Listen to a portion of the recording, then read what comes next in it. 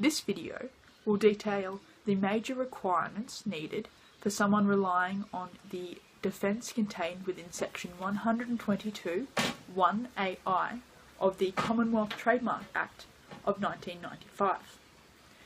The three take-home messages for someone wishing to rely on this defence are: 1. A person will be acting in good faith if they honestly believe that no confusion will arise and they were honestly not attempting to divert business away from the registered trademark owner. 2.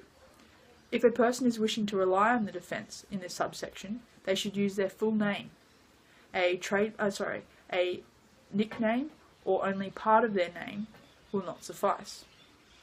And finally, a person is able to use this defence if they are using it to honestly describe the location of their business. Going on to the first consideration. The so-called good faith defence requires just that, good faith. The case of Borman Co Limited and A.H. Moore Limited provides a definition of what good faith means under this subsection. In this case, the defendant, Moore, began importing Swiss watches into England for the purpose of selling them. The plaintiff had been selling watches in England under that name for some time and argued that Moore's importation of watches constituted a trademark infringement. The presiding judge rejected this argument, stating that the good faith defence was enlivened as it was an honest use of the maker's own name. Now on to the second main point. It is likely that this defence will only operate if someone is using their full name. It is unlikely that a nickname or only part of someone's name will be sufficient to enliven this defence.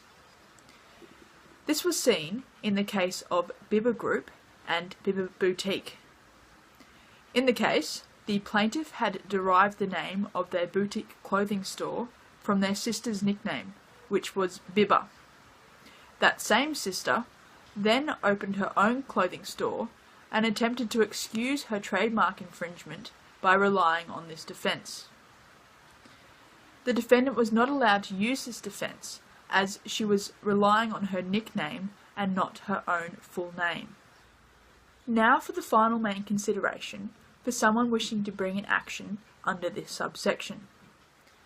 An analysis of Angos Proprietary Limited and Johnson provides an outline of circumstances in which a person's place of business can be used to bring a defence under this subsection. In this case, the defendant lived in the Adelaide suburb of St Agnes and operated a liquor store there called St Agnes Liquor Store. The plaintiff claimed that the name of the liquor store infringed on their registered trademark of St Agnes. It was held that Johnson was entitled to use this name as he was honestly using it to describe his place of business. This video detailed some of the major considerations for someone wishing to rely on the defence contained within section 122 1AI of the Commonwealth Trademarks Act of 1995. In summary, you should be able to use this defence if you are acting honestly and are not trying to divert business away from a registered trademark owner, if you are using your full name and not a nickname or only part of your name, or if you are honestly describing your place of business. Thank you and good night.